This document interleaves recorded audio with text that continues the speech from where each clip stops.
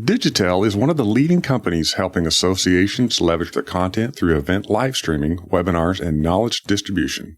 Take advantage of their 32 years of streaming success in generating revenue for their clients than any other company, hands down. For more information on Digitel, go to digitelinc.com. Are you a follower? Okay, so we're gonna be Welcome to GatherGeeks, a podcast by BizBash, the place where people passionate about meetings and events come together. Here are your hosts, BizBash CEO David Adler and Executive Editor Beth Cormanick. So welcome to this edition of GatherGeeks. Beth is on assignment, so I'm going to be doing the hosting duties alone. Today, we have an interview with Steve Goodling, the president and CEO of the Long Beach Convention and Visitors Bureau in California.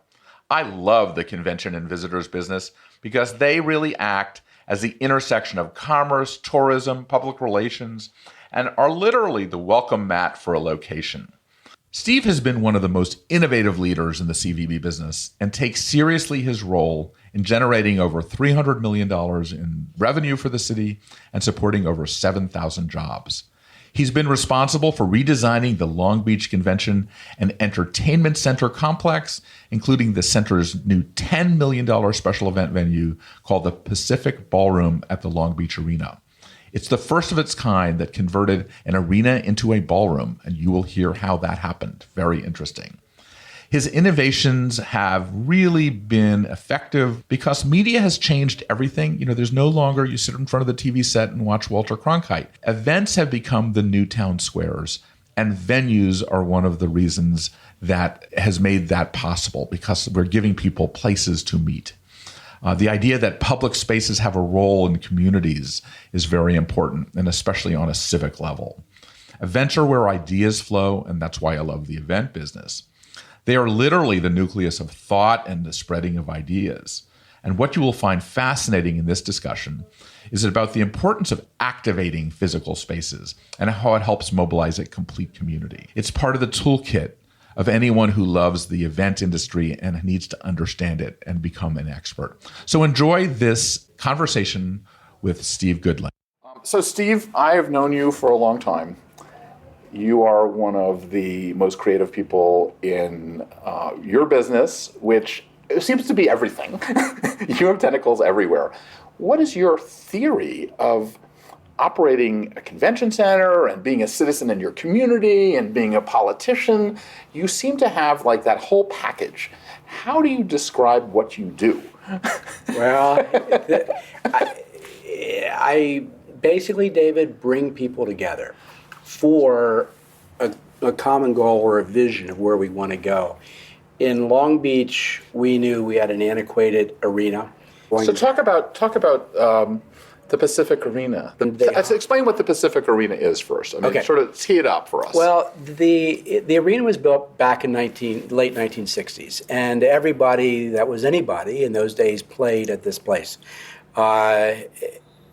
Unfortunately, as time grew on, it's only a 13,000 seat arena, and arenas grew to 20,000 plus, and we weren't large enough. And so we started to have a diminished utilization of the building. And so we hosted the TED conference for 5 years, and they wanted to do a party in the arena one evening, and they brought in pipe and drape, and they brought in cool lighting, and they brought in great furniture. And I looked at it and said, I get it. It's a loft-style party because we have a cement floor, obviously, in the arena. And so at that point, the thought was, gee, our 25,000 square foot ballroom in the convention center is too small. Conventions are outgrowing us in terms of the need of special events. And then we decided that this was 45,000 square feet. It was a reasonable fix, cheaper than building an additional ballroom, but yet it also created a utilization of a space that had become dormant, quite honestly. So since then, we created a pipe and drape system, which is permanently hung from the ceiling. We have a suspension grid system, which houses over $2 million in stage lights on a permanent basis. And we also have sound included. And now our clients that come for their conventions and special events, they don't have to rent. They don't have to pay for rigging. They don't have to pay for curtains. It's all inclusive. And And there's no cost. The only cost is to pay the stagehands to decide your lighting, colors, and where you want them fixed and so forth. But one of the things that, the way I describe what this was, is you were able to convert an arena into a ballroom in under half an hour. That's correct. And you were able to do it by the trussing and by the electronics and by the being really modern in how you think about space. Correct. And we had the TED conference. We saw them host a special event. We decided that we wanted to replicate it, so we went to the city. The city management team loved the concept. We asked for funding. They said speak with the council. We spoke with the council members. And in the meantime, then the press learned about it and they supported it. And before we knew it, it was a community engagement. What's important to me is that the community understand where you want to go. And my experience has been that people, when they see it's going to make things better for, in this case, for the economy for us, there was this groundswell of support and everyone came together for it. And it's just listening and bringing people together. What you are doing for the whole city is you're bringing a sense of innovation. And I think one of the reasons that you're being honored today is because of this sense of innovation. So I want to ask you, what do you see? How do you see cities revitalizing themselves? All cities have areas that are underutilized. They have spaces that, quite honestly, have not had any type of capital improvement. I consider lighting to be paint. It's a very inexpensive fix, but yet impactful. I think with some creativity and some thought process on market demands, you can easily activate corridors. And what we've done at our building is we've activated spaces. We're now on our fourth space in the convention center, spaces which were previously underutilized. And so when you activate a space, what does that do to the people that live there? They love it. For the residents of Long Beach, they're proud. When we don't have a convention in town that's using the space, we'll have the Boys and Girls Club or the Long Beach Women's Shelter doing their annual fundraising, which just happened a week ago, and it was the most money they ever raised, and they had it inside our Pacific Gallery. And so these spaces let residents enjoy something that normally, as a nonprofit, as a fundraiser, you couldn't justify it. But it gives them a sense of pride in their city. Yeah. Well, my theory is that with the disintegration of media, venues are the new town squares. And when properly activated, which I think is what you've done, you've actually created these mini communities inside bigger communities to give people an anchor. Yeah. Is that fair? It's very fair. These spaces are, the beauty of it is because at the end of the day, it's your residents that are paying for this. But in most cities, residents don't always get the benefit of their tax dollars directly. And so this is a case where these tax dollars are used to generate additional business, but at the same token, when they have a down moment, the residents can use the space and they get the benefit. So do you think that most Convention and Visitors Bureau are making this mistake of not making their convention center more of a community center in a sense? Do you think that that's kind of a secret sauce that may be missing? The answer is yes. I really do. Our convention center has now, as I've been told by many people, it's a badge of prestige to have your event now at the space because it's so cutting edge. And at the end of the day, you want your residents proud of their public facilities because they own them. That's who owns them. Right. And to activate them with event organizers who use these facilities is very important. I had a former city manager sitting at a banquet last week for, again, the Women's Shelter, Long Beach Women's Shelter, and he said to me, Steve, this space here was nothing more than a transitory corridor, but we put in trussing and lighting, And with the great plate glass windows, it became a venue. And he said, I never imagined this as a venue. And that's the beauty of activating spaces. Well, also the other theory I have is that we're in the era of the temporary marketplace and the temporary workplace, especially with the Amazons in the world. We're in a pop-up world. And basically you can create a pop-up business, a pop-up community, a pop-up anything, if you have the activated area to do it in. And we keep hearing across the board that everyone wants a different experience. They've all done the ballroom for a long time. They now want something that's edgy, fun, a little bit more casual, but a lot more Hollywood, a lot more Disney. It has to have some theatrics to it, and definitely social media opportunities. And so activating unique spaces meets those goals. And those goals then transcend both with your local population, which has to support you. I can't underline enough in a city, if your residents and your electeds don't support you, it doesn't really matter how much business you bring in because they have to feel the benefit of it. So I know that you're famous for seeing something in an antique shop and saying, let's put it into a big building, or let's be creative about things. How does that impact the person? I mean, you're seeing it, you're seeing the vision. What goes on in your mind about the vision when you see something and you have the ability through the political clout and your position to make something happen?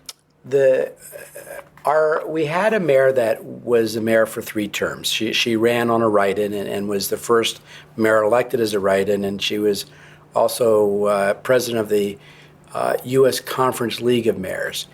And recently we had a theater named after her in our city, which is with part of the convention center. And we spent a lot of time repositioning this facility, bringing in extra organizations, arts organizations, performing arts organizations. And she pulled me aside and she said, Steve, do you realize what you're doing here? And I said, well, what, Beverly? And she says, you're creating a sense of community. And I looked around, and that's exactly what was happening. We had taken a very tired building and, quite honestly, with not a lot of investment, catapulted it into a phenomenal community building that gives people the chance to hear a variety of performing arts and makes them proud and activate space. To me, I love activating spaces. It's all about taking unused, old, or unthought of venues and activating them and getting people, giving them a chance to get excited about it. So when you say activate, what is that? What is in your mind? Is that? Is it the bright color of paint? Is it the sculpture? Is it the chandelier? Is it the what? In your head? It's all of that coming together. It's in the theater case, I saw 3 chandeliers at a consignment shop that a very wealthy family, young family, decided they wanted to remodel because they wanted to have a Mediterranean motif. And they spent $60,000 on these chandeliers, and we bought them for $15,000. And they adorn our entrance now and of our theater. And so it's unexpected things together. It's unexpected things, and you find these things, they come together, but you curate them to create a space, basically a sense of space. But also, it sounds like you are against the antiseptic, you're adding personality to your spaces, which seems to be another bit of a secret sauce of yours. The millennials love, as I believe most people do, they want something that's original. They don't want it sterile. I call it Stalinistic. Yeah. People are tired of convention centers that have just long corridors and stark benches, if you can even find a bench. And if you really want to meet someone, that you have to go down to the food court. Right, there's not even a place to sit. Right. And so the moment to meet with a colleague on a professional level at these conventions dissipates if you can't take that spur of the moment opportunity. And so what I'm noticing is the trend now to create customized spaces that actually are unique to the area and create these opportunities for people to connect. Because it's all about social physics. It's all about social physics. Yeah. It's all about collaborating. And at the end of the day, when they do, a sense of community develops, and every association, every corporation wants a sense of community because they want everyone to believe in where they are heading. Well, if people can't talk and collaborate and connect, and they aren't in a facility that fosters those principles, then it's really not an extremely productive event. Right. My friend David Rich says that design are basically a series of cues to get people to talk to each other and to connect on a way that where two people experience the same thing and they say, wow, and they develop a rapport. Exactly. Yep. I want to end on, you're a natural politician in the good sense. You know how to bring people together properly, and you know all that. What advice would you give to the 21-year-old you? I think a couple things. One, I think you need to be true to yourself. Don't try to be someone you aren't. You need to be true to your ideals. You need to speak frank but politely, and you need to encourage communication. And without communication, you'll never understand another person's thoughts. If you do that, then many doors will open for you because people will know where you're coming from. They'll believe you. They'll believe in what you say to them, and they'll invest and support you as you discuss to take away the barriers and come to a common consensus collection. Great. Thank you so much. Thanks for listening to today's episode. If you like what you're hearing, be sure to subscribe to the podcast on iTunes or your favorite podcast app. We can be found on iTunes, Stitcher, SoundCloud, Player FM, Google Play, and Pocket Cast. Be sure to leave us a rating and review. It helps others discover the Gather Geeks podcast. We'd also love to hear from you. You can leave feedback on Twitter at GatherGeeks or leave us an email, gathergeeks@bizbash.com. We hope you'll join us again for the next episode of Gather Geeks. Until then, gather on. If you are looking for a state-of-the-art learning management system, take a look at Digitel's newest platform, OpusDX. OpusDX offers the robust platform for event organizers and associations to manage content. To learn more and schedule a demo, email them at contactus@digitelinc.com. That's contact us at digitellinc.com.